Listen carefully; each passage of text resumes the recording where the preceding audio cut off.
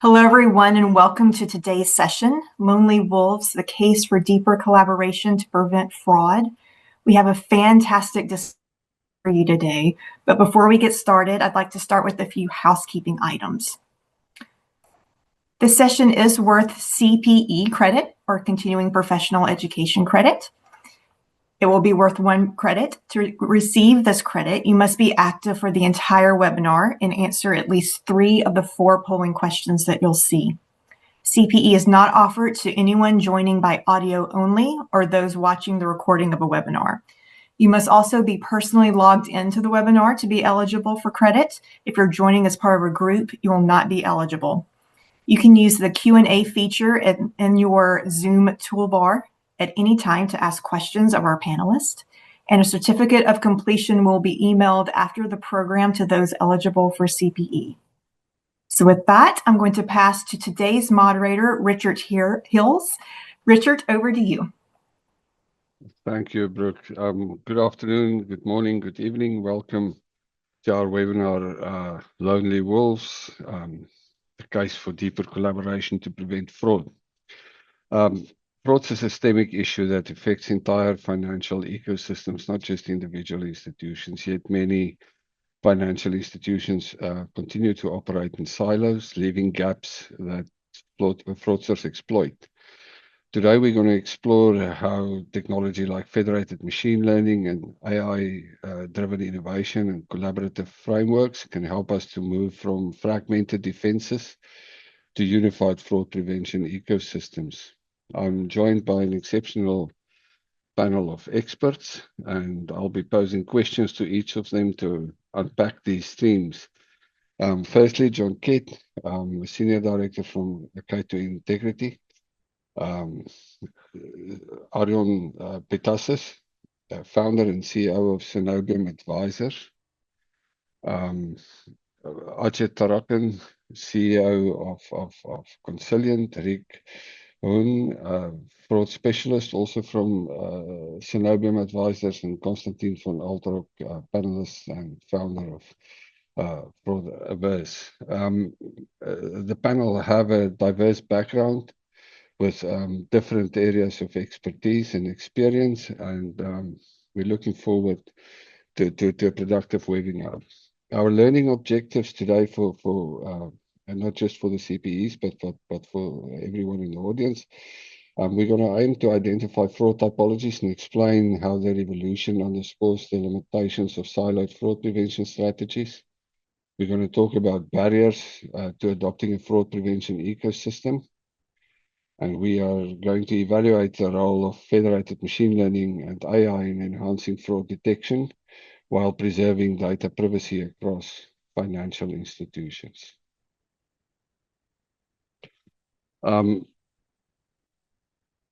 Let's begin by addressing the foundational challenge, which is siloed fraud management. In many jurisdictions, financial institutions operate independently, even when facing common threats. This fragmented approach can lead to inconsistent detection capabilities, delayed responses, and systemic vulnerabilities.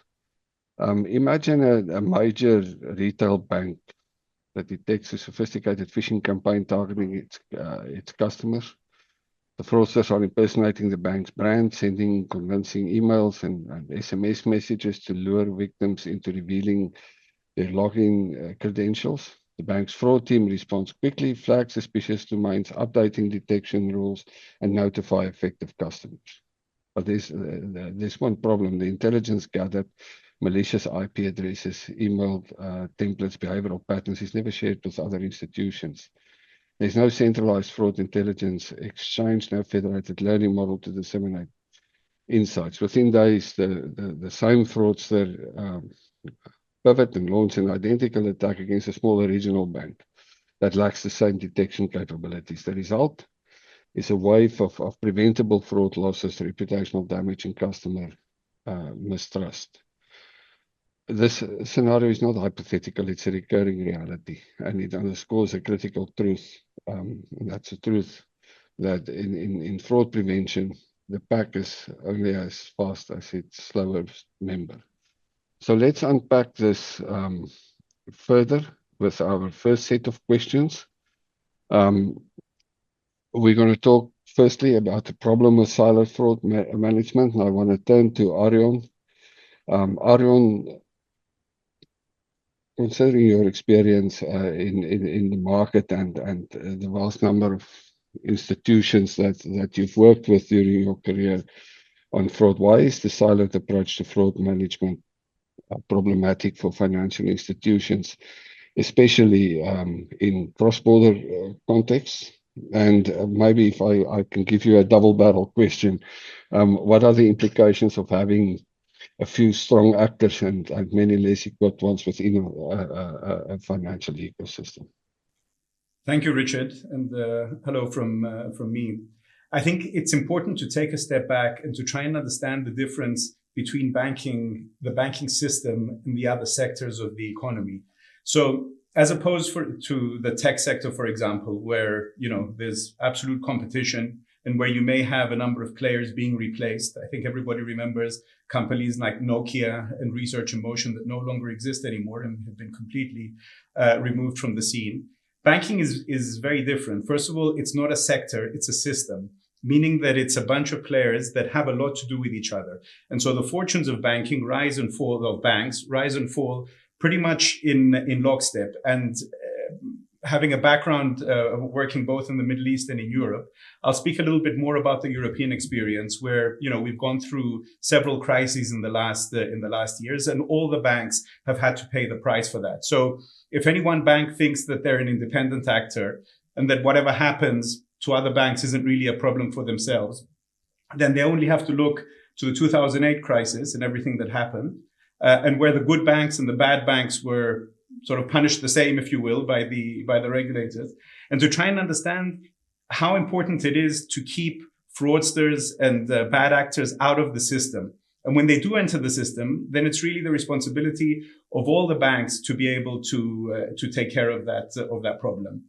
The issue here, Richard, is that if something goes wrong within the system, then pretty much everybody has to pay the price. And again, that's the difference between banking and other sectors. So that's why it's important that the incentives in this case be aligned, and that the banks get together and share whatever information they can on this in order to keep the system safe. They'll have plenty of opportunities to compete with each other on customer service, maybe even on pricing, even though pricing, of course, is largely determined by interest rates and by other things. But banks can deploy technology; they can do a lot of different other things in order to really be top notch in their sectors. But in this case, it's important to understand that this may even be the next crisis, because if we went through the credit crisis in Europe and then in some countries a money laundering crisis where a lot of the banks came under tremendous pressure. In this case, given what's happening with AI and all of the advances that are taking place there, we may even come up, fairly soon with a fraud crisis, and everybody's going to have to pay the price, because as we know, whenever there's a crisis, the regulators come in and they will put tougher penalties and tougher regulations on everybody. The SSM in Europe is one example, where 114 of the largest banks in Europe are regulated by the same entity. And so in that case, it doesn't matter whether you were a good bank out of the 114 or you were one of the problematic ones.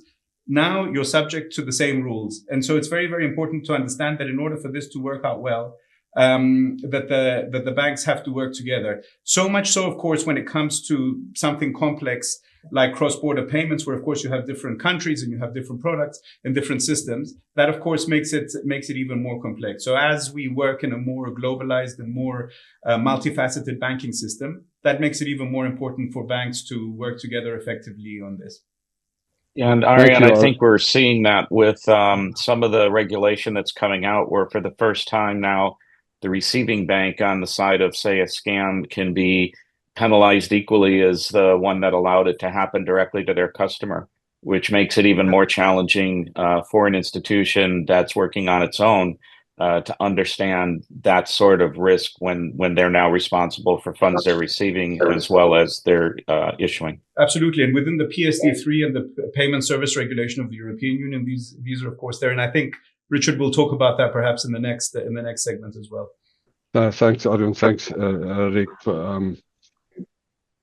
John, taking into consideration what Arjan just said and what Rick alluded to, how does K2Integrity and firms like us help clients transition from siloed fraud systems to collaborative models? So how can we help the industry to do that? Yeah, thank you, Richard, and hi everybody. It's a pleasure to be here on the panel with these other fraud minds. So kind of just building on what Aryan said. Obviously, I think K2 as a consultancy in the financial services space is very much an advocate of bringing together the public and private sectors. We've already alluded a little bit there to the fact that regulators are critical to this, and obviously having a common regulator for all institutions is incredibly important. So, we've got to remember that the problem we're sitting with is the fact that banks and financial institutions are like islands unto themselves, and there's varying degrees of investment being put into fraud architecture from bank to bank or from FI to FI. So, what I would say is that navigating the public and private spheres is incredibly important. Whether this is through an official public-private partnership or just driving, our private sector clients towards, considering what the role of the sovereign could be and arbitrating, new technologies. I think this is a lot of the conversations that we're having now, especially in the MENA region, are very much hinging upon this.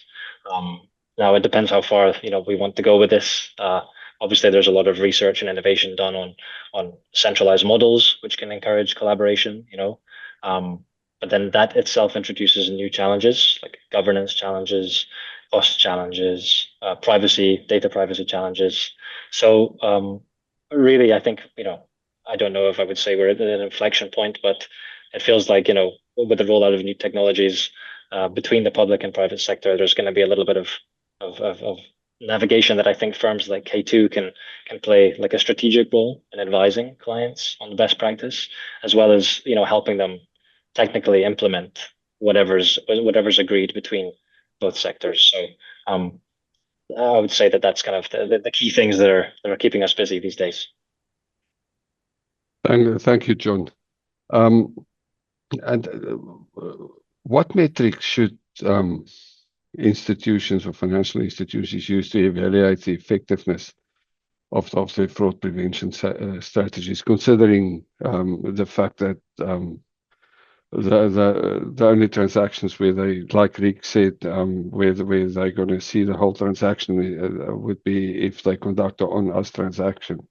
But in most cases, the other half of the data sits in another bank, and the information doesn't get shared.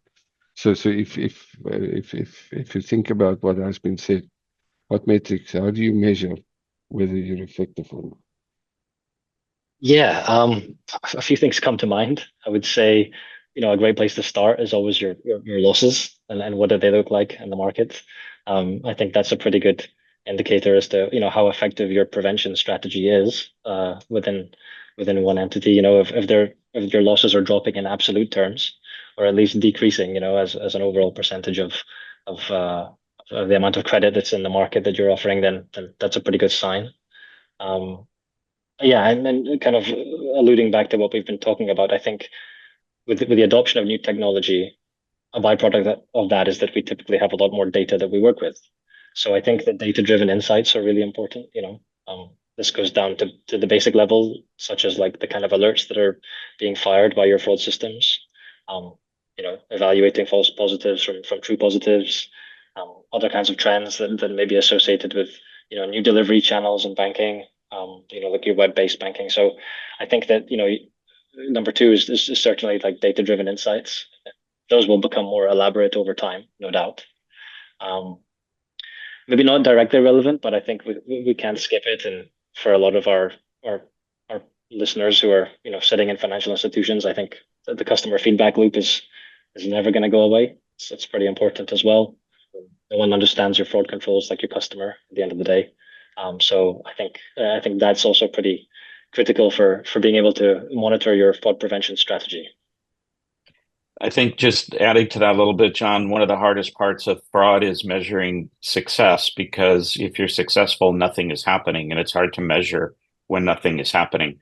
So I think a lot of times what we also want to look at are rates of change. What is the velocity of change and which direction is it headed? because if you start measuring something that doesn't happen, by the time it starts happening, it's too late. But you might have picked up on the signal if you were measuring rate of change in terms of the losses and the nature of the losses. Yeah, and maybe just to add on to what you said, Rick, it's usually there are three different types of things that you need to look at when you look at fraud systems. That usually needs to be balanced, and it's fraud loss. So how much do you lose? Because if you don't control fraud loss, you lose a lot of money. But often when you control fraud loss, you generate a lot of alerts, and that increases cost. So it's loss and cost, and then thirdly, customer experience, because to control both of those, you will inevitably either improve customer experience or destroy it. So banks that did this successfully defined metrics in those three categories, and then try and find a balance there. It's easier said than done, but that usually works out. It's time for pop-up question number 1. What was the median fraud loss to banks and financial institutions based on a global sample in 2024? Is it $47,000, $89,000, $120,000, and $185,000? Once you've chosen your answer, please click the select button or the submit button, excuse me. Everyone was very eager to answer this question, so we'll give about 10 seconds left. Thank you all.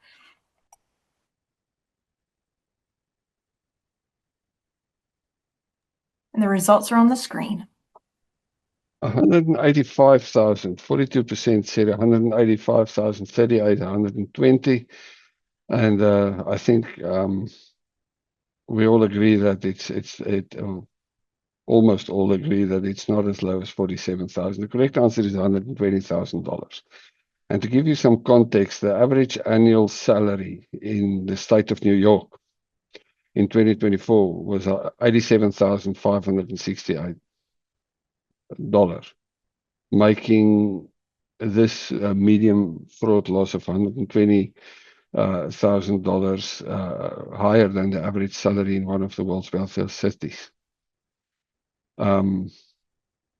Which it's a significant amount. So fraud is a problem, and as we're going to talk through the subject a little bit later, I hope we get the opportunity to consider or to keep this in the back of our minds as we talk through the problem a bit more. We're going to move on to building collaborative ecosystems. We would like to explore what it takes to build a collaborative fraud prevention ecosystem. While some initiatives exist, such as shared databases or industry task forces, adoption is usually or often slow.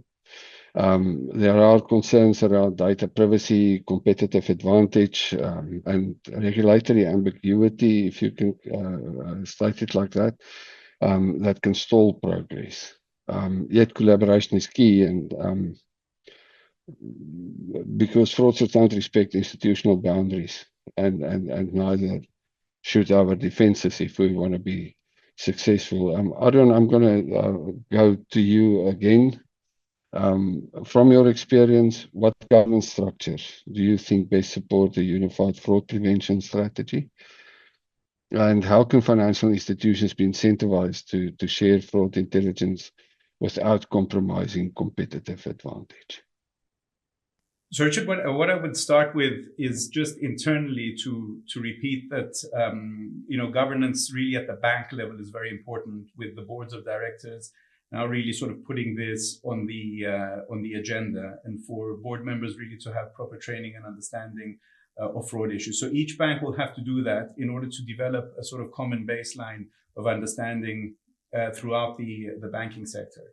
I think many times when you have a issue coming in, that sometimes boards think that, well, I'm going to hire a fraud expert and he will take care of everything, whereas that's not really the case. You would need the entire board to be properly educated and understood. So at the bank level, it's very important that the boards really take this very seriously and own it and take it down.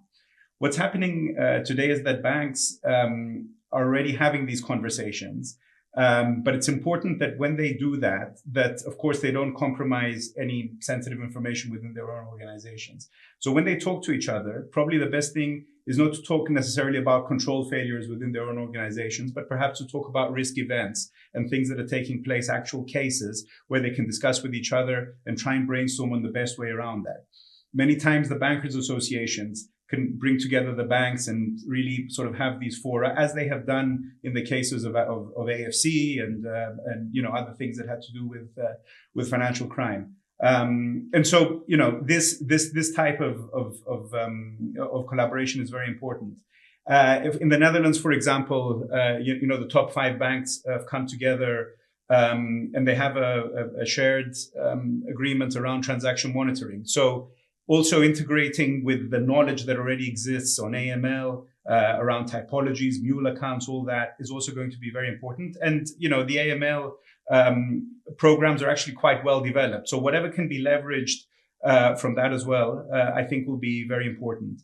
In terms of their incentives, what we had talked about previously, what Rick had mentioned, within PSD3, the main European regulation, and the directive rather, and the payment services regulation that's coming out, there are 2 important things to note. The one is, of course, the fact that now the onus is going to be also on the banks when there's a fraud event, so they will have to cover those losses. So that really changes the landscape quite a bit. And the other one is that there's actually now a framework that's been developed which takes into account GDPR for how banks, at least in Europe, can share information with each other. So I would say that the main incentive is what we talked about previously, which is keeping the system itself safe from fraudsters. And in this case, probably this is a little bit more of a progressive type of issue, in that the bigger banks will probably have to help out the small banks because obviously ceteris paribus, they have more advanced programs. But again, you're only as strong as your weakest links, and so it's important that the larger banks also work a little bit with the smaller banks, again, as we said, to protect the system. Thank you, Arun. Ajit, let's talk about technology. And Consilient works with federated machine learning, which is often described as a breakthrough for secure data collaboration. How does it work? And why do you think it's particularly suited to fraud prevention in financial services? Well, thank you, Richard. So federated machine learning is a branch of artificial intelligence where models are trained in a decentralized fashion. So just to step back, when you look at fraudulent transactions, they make up to less than 1% of the total transaction volume at a bank. In some cases, 0.1%, 0.5%. So you're looking at a very small subset of transactions that are showing, fraudulent behaviors. The second thing is, when you're trying to develop AI models, you require, diverse and large data sets to train these models so that they'll be able to detect any kind of fraudulent behavior. So if you're a single institution, you may not have a diverse data set.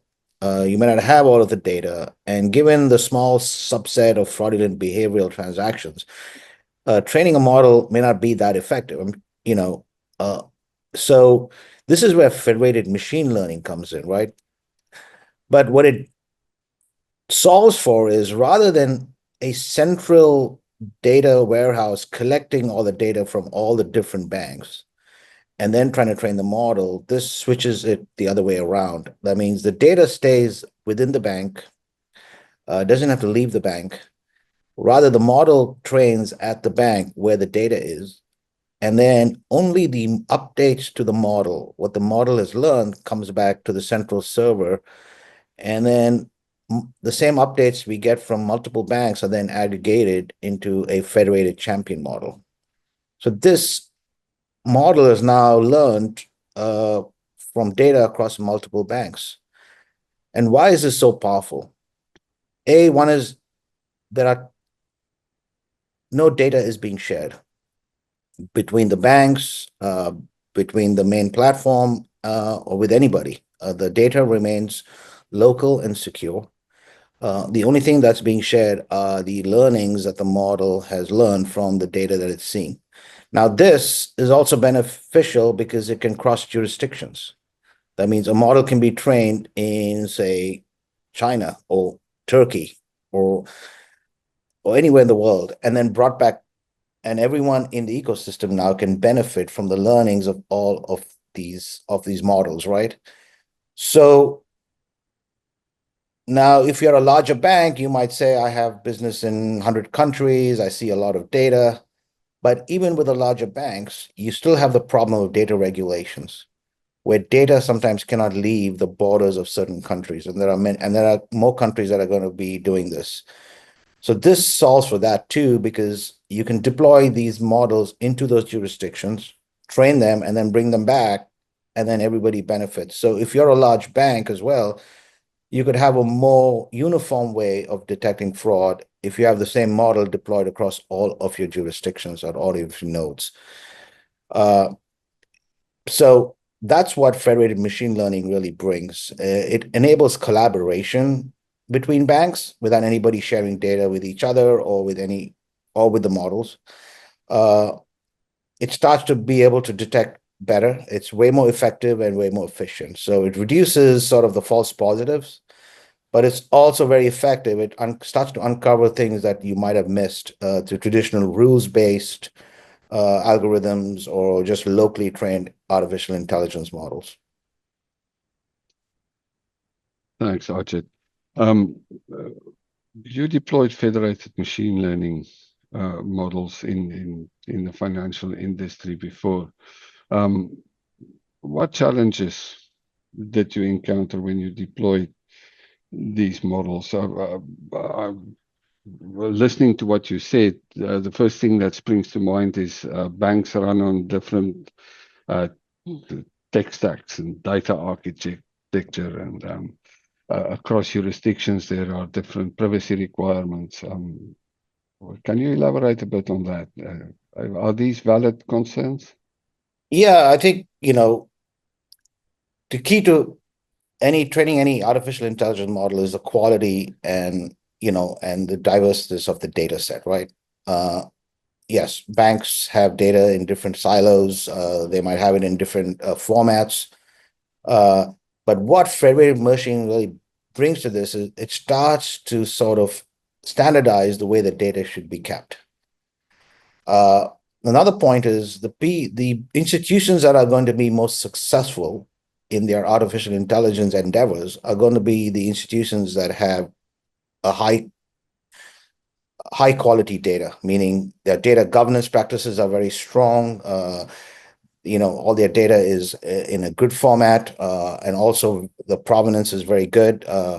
There's no missing fields, and that will enable their artificial intelligence program to do better. So data quality is very important to this, right? And bringing that data together to train the model. The other one is with these things, bias can be introduced. If the model trains on a larger data set at one institution, would that then bias the federated model in a certain direction? That's another issue. You also have poisoning that could be introduced. A bad actor could get in the middle, train a model to detect anything but that's what's fraudulent, and try to introduce that into a model update. So you have those challenges when it comes to AI. And then also it comes down to, computational power, because now rather than all of this being processed at a central server, you are pushing it out to the edge, to the nodes, right? So those nodes have to have enough CPUs or GPUs to be able to compute all of this. And I think the other one, this brings in collaboration, but there's an apprehension, right? Because it's a new technology. What's really going on? Like, is my data being taken out? And the other thing is, protecting the model from being reverse engineered so that we can then recreate the customer's data, right? So there are privacy preserving technologies you can use to do that, so that none of the customer's actual data can be recreated by the model, right? So those are sort of the big issues that you see when you're doing these models, but there are ways to fix it. And there's another big issue with federated machine learning, which is catastrophic forgetting.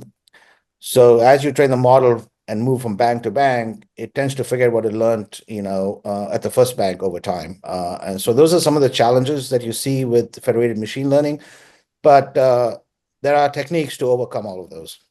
Yeah, and Jed, I think the other thing that helps mitigate that is we need to see modern platforms in institutions to fight fraud. We're in the third, maybe moving to fourth generation of fraud attack classifications or risks. And if your technology is first or second generation, you're not going to keep up, and you're not going to be able to take advantage of the things like federated machine learning that could really enhance your fraud program. So I think modern fraud platforms can also help us mitigate some of those risks and incorporate them into the fraud decisioning that is the essence of a good real-time counter fraud program. Yes. Thanks, Rick. And the other point I'll just make is, fraud is a systemic issue, right? Money's moving from bank to bank and all of that. So this model, this federated machine learning, also is very beneficial to the smaller banks that may not have enough diverse data sets to train their models, right? So it starts to help everybody in the ecosystem, and all of the banks, not just the bigger ones. Thanks, Ajit. Yep. We're 3 minutes past halfway. Let's move to pop-up question number 2. Which type of authorized payment fraud caused the biggest losses to UK customers in 2024?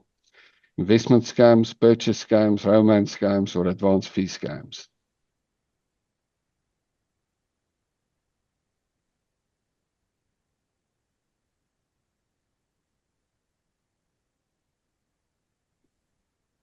After choosing your answer, please remember to hit the submit button.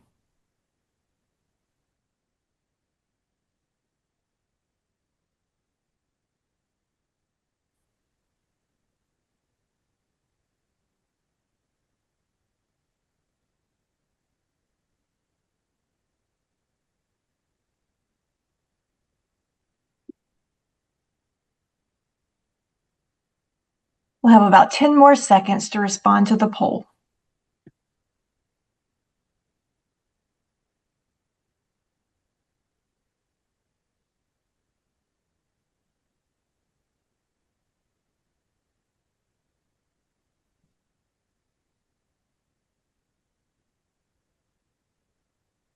And results are on the screen. Correct. Investment scams tops the list with 144 million pounds sterling. Purchase scams is second with 87.1 million pounds. Advance fee scams third with 32 million pounds, and romance scams with 30 million pounds. I think, just to add to the context I just gave, I think it's evident that scams in the financial industry is currently one of the biggest fraud risks, and probably the fraud typology that leads to some of the biggest losses across jurisdictions and across the world. I work predominantly in the Middle East, and I know that many of our customers are grappling with scams. Without any further ado, I want to move to technology and innovation in fraud detection.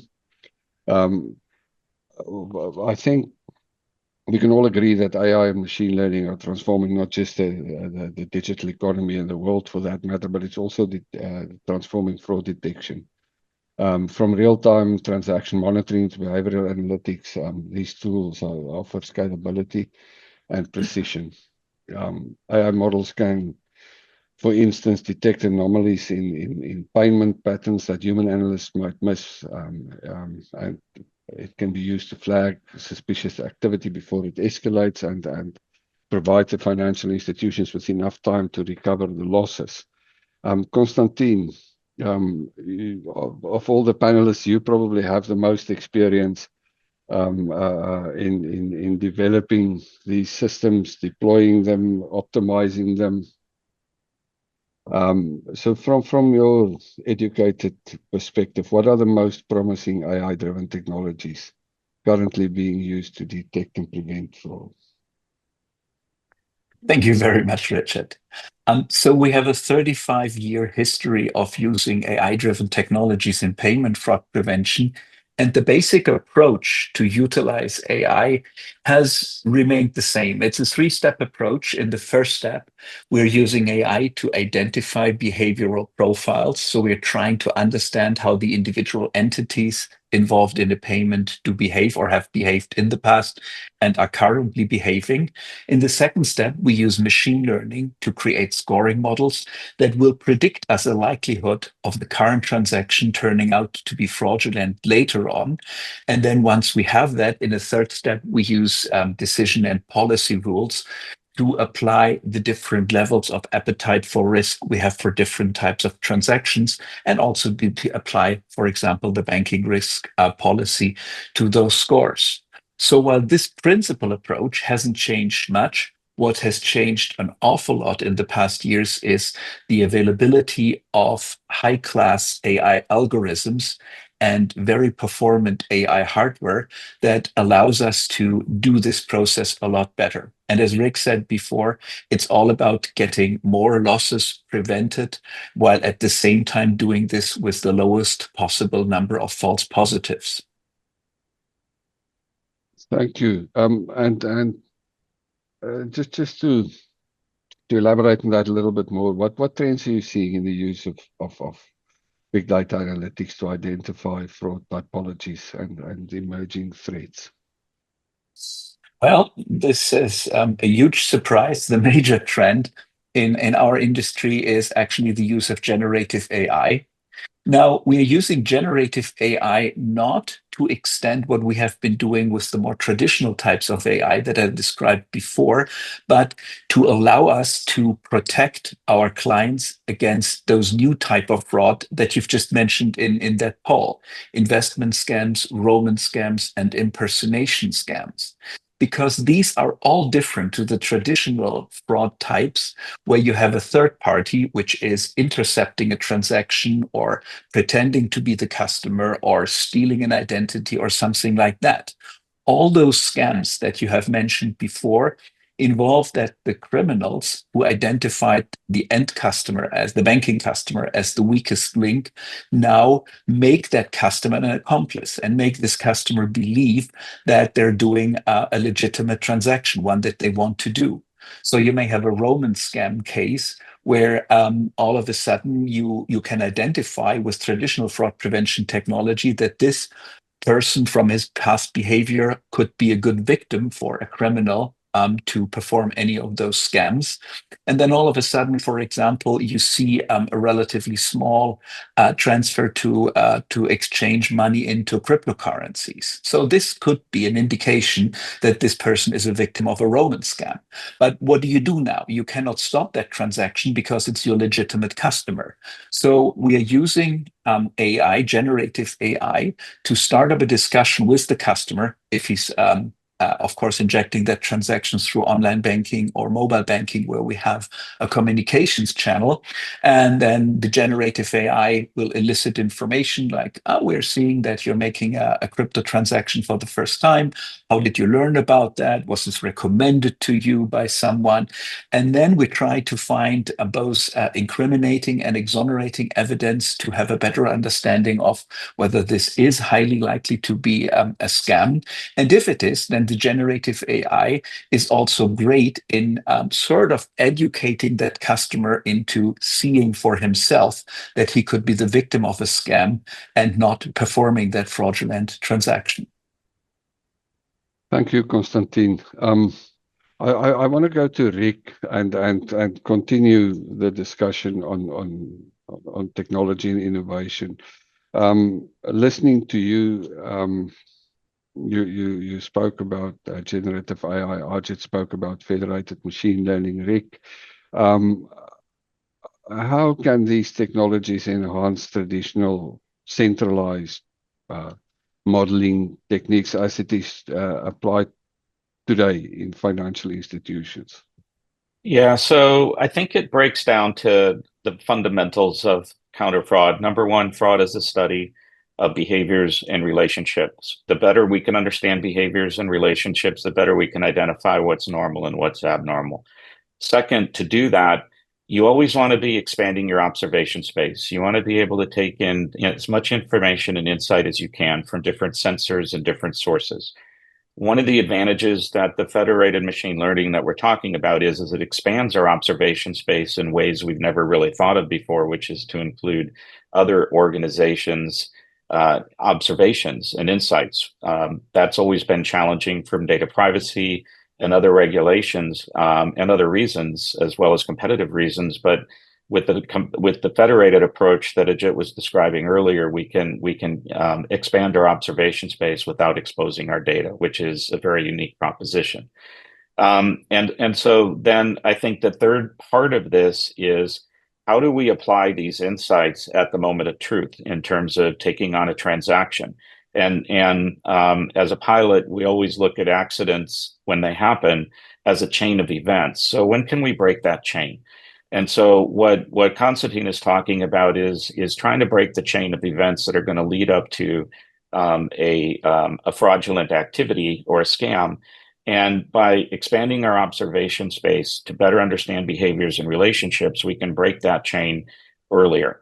And that's where I think at the end of the day, combining what we have to do as an individual institution to preserve our competitive position has to be joined with what we do with other organizations to make it more difficult. It's almost like the game of Survivor. If you have two tribes, one tribe is a set of fraudsters and another tribe is a set of financial institutions, you really do have to collaborate. Now, one person is probably going to win out of that tribe relative to the others, but the tribe itself advances itself and is better able to defend itself when it's in a collaborative nature against something that is a distraction or a leak on the entire system, as Arian called it earlier. So I think these advantages of machine learning, if we just apply it back to our fundamental principles of fraud, of behaviors and relationship, expanding the observation space and breaking the chain as early as possible, we can start to see the value that we're able to bring with modern forms of AI that really were not available to us in the past. Thanks, Rick. We're running out of time, but I just want you to elaborate on that quickly. Do you think it adds value and it improves outcomes? If so, how? Yeah, I think, look, putting together centralized fraud or consortiums or a unified approach is really difficult to do. There's been probably more failures than successes. But if we do look at those successes, one of the best might be what early warning systems did in the early 90s to join together as several large banks who agreed that they unilaterally needed to stop check deposit fraud. And they were very successful at doing that. And it has then evolved into other forms of value to the system or the industry as it went forward. So what it really takes is one or two key actors deciding they want to do this. And when you see that fusion begin, then it creates a bit of a chain reaction, bringing others in. And there's no question that it adds value. We've seen it. I've been involved in at least a half a dozen successful and unsuccessful attempts at consortium type centralized approaches. And it can be very, very successful, but it is also challenging. And I think what we saw with early warning back in the early 90s is a really good example of both the value and the approach that it takes. Thank you, Rick. I wish we had more time, but we need to move on to pop-up question 3. What's the most commonly cited challenge by financial institutions in the UAE when it comes to tackling fraud? I think that's applicable to most countries in the world. Managing rising technology costs, staying ahead of new schemes and trends, data privacy considerations, or delayed reporting.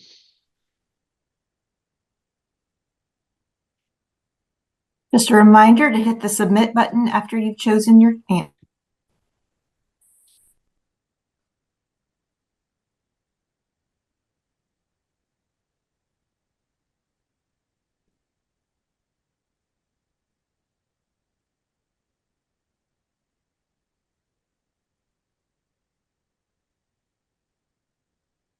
We'll give 10 more seconds.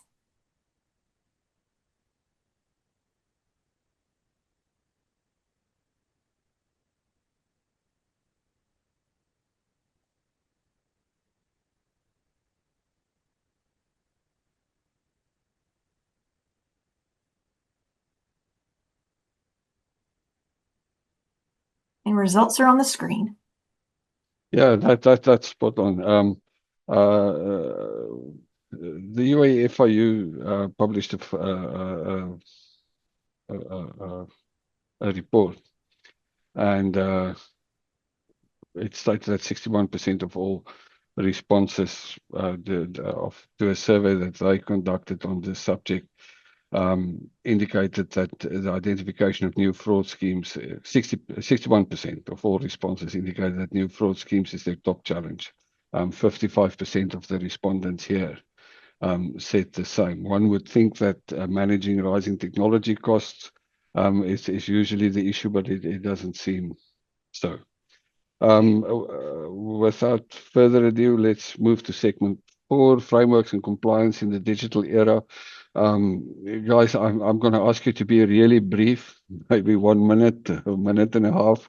I'm going to ask Ajit first. Ajit, what role do you think regulators and industry bodies play in enabling technology like federated learning and the technology Constantine mentioned, and how can institutions align with evolving compliance expectations? I think we've been talking to regulators now for a while about federated machine learning, right? And I think one of the things we've been saying to them is, rather than publishing policies and guidelines and this and that, if there are specific fraud typologies that are a priority for you, we could train federated machine learning models on those high risk typologies, fraud typologies, right? And we could deploy that within the banking ecosystem so that the banks are now all using, looking for the same type of fraud. And I think the other thing that regulators can help with is, with data. Like data is a big part of this, so how is the data stored and what data elements are collected? They could help with that, because that will enable the AI to do a much better job if the data is more is of a high value, right, versus low quality data. So those are a couple of things I could see. Thank you, Ajit. John, fraud risk management frameworks, how are they evolving in response to digital innovation, artificial intelligence, machine learning, and all? Yeah, good question. I think obviously the first thing is that there's been a lot greater investment in technology by FIs and banks. It's probably fair to say that if you sit around the table now and fraud risk appetite meetings or financial crime forums within banks, you've probably got just as many mathematicians and software engineers as you do bankers and finance and compliance people. So it's not only are banks investing more into the resources of individuals into their fraud risk management frameworks, but also technologies. So I would say that that's the first thing, and then perhaps an appendage point to that would be there's probably a prevalence of third parties as well that are now maybe like a critical dependency for a lot of FIs. So who's supplying the technology to you, or who's training you on technology? Many of us around this virtual table right now are involved in one way or another in supporting financial institutions. So we play a role in that. So I would say that in terms of how the risk frameworks are evolving, it's definitely investment and understanding of what these technologies actually do. Thanks, John. I want to go to Constantine. Listening to what John said and what Ajit said in terms of the role of regulators. Constantine, how do you balance innovation with regulatory compliance when you deploy fraud technology? Yes, the challenge indeed is today AML Transaction Monitor mostly relies on some very coarse rules, and they are often even prescribed by the regulators. And at the same time, sanction screening relies on some very limited lists. And that results in a major problem, which is the number of false alerts. Often you get 200 or even more false alerts to just get one correct alert. And this is overwhelming and costly because legally all these alerts must be investigated.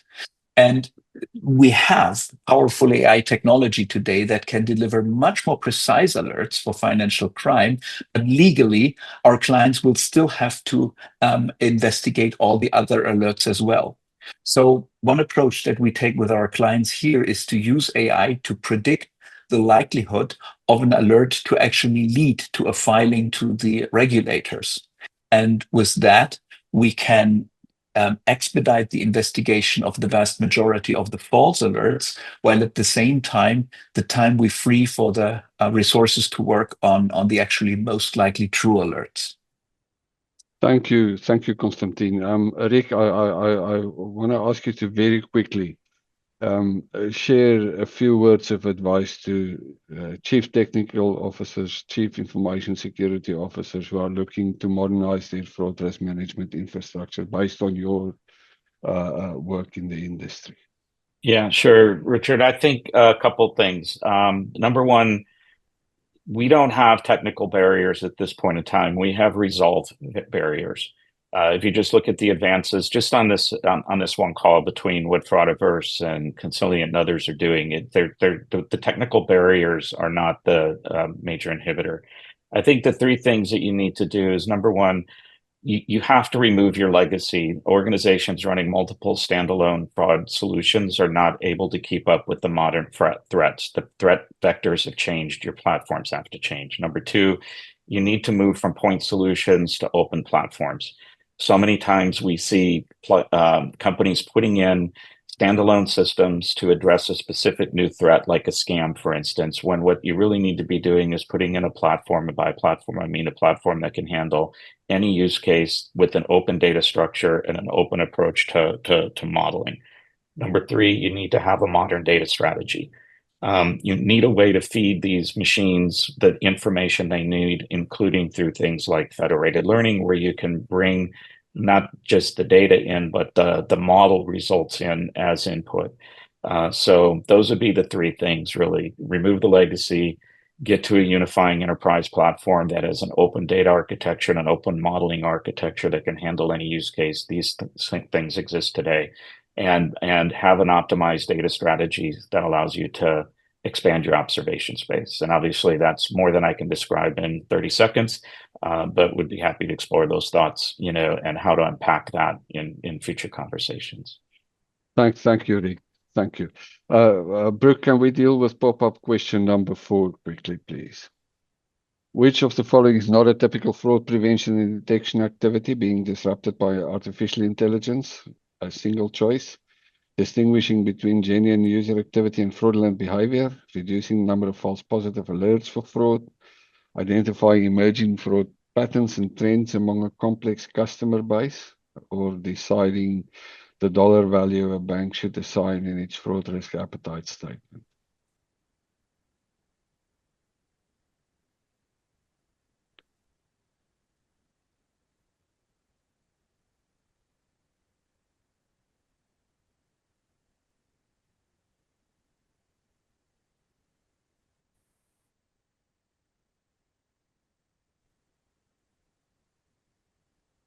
Okay, we'll give about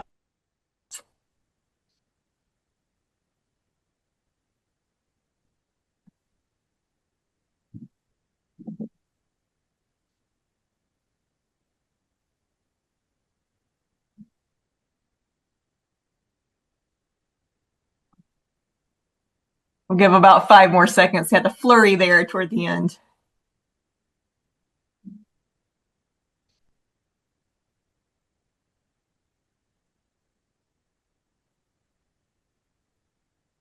All right. Answers should be on the screen. It is indeed number 4, deciding the dollar value in the risk appetite statement. While it's not typically considered a fraud prevention or detection activity disrupted by AI, it's worth noting that some financial institutions do approach this quantitatively. However, these practices are not widely documented and standardized, and it remains largely a strategic and a human-led activity, and therefore not easily disrupted by artificial intelligence. Thank you, Brooke. We have time for at least one question, and I want to go to Iniyat. The UAE financial sector is growing at rocket speed. Do you see a realistic path where the UAE can lead in creating a jurisdiction-wide fraud prevention framework instead of just catching up with global models? Arjan, I want to direct this at you if that's Sure. okay. Yeah. So I guess one of the areas where Europe does quite well is actually regulating. And so they've already put a lot of regulations in place, which, you know, set the benchmark and frameworks for other parts of the world. I think having worked as well in the UAE, I think the UAE central bank and the other regulators can actually leverage a lot of what's there. And I think they've done a very good job in other sectors of the economy. In other parts of banking, in bringing together a lot of the regulations when it comes to AML, when it comes to capital planning, when it comes to other sectors. And so I think the good thing here is that because the banks have fewer legacy issues in the UAE perhaps than they do in other parts of the world, I would actually be quite optimistic that the UAE could pull this off and put something together. Thank you, Arjan. I think that we don't have time for all the questions, but I see my good friend Mohit Bablani also posted a question: what regulators can do to make it easier for banks, financial institutions to share data related to bad customers. I think it relates to what you're saying. Just lastly on these questions from me, we should not lose sight of what technology can do with regulatory support. It's not always the responsibility of the regulator to solve these issues. The industry can solve it with technology and support from the regulator. We've reached we're 1 minute away from the top of the hour. So thank you very much for joining us today. It was an important conversation. We heard from our panelists, fraud is not only a technology challenge, it's a systemic one. And the silent approach many institutions still rely on leaves gaps that fraudsters exploit, but we also saw that there are technologies that are paving the way for a more unified and resilient fraud prevention ecosystem. So whether you're a financial institution, a technology provider, a regulatory body, the message is the same. We must move together. We can't do this each on its own. The pack, like many of us have said, is only as strong as its slowest member. And it's the fight against fraud, speed, intelligence, and unity are our greatest assets. I'd like to thank our panelists, Ajit Tarakan, Arjan Petasis, Konstantin Altrock, Rick Huna, and John Kitt. Thank you for sharing your insights and expertise. Let's continue this dialogue. Collaboration isn't just an abstract concept, it's a commitment. Thank you again, and we look forward to seeing you at future events.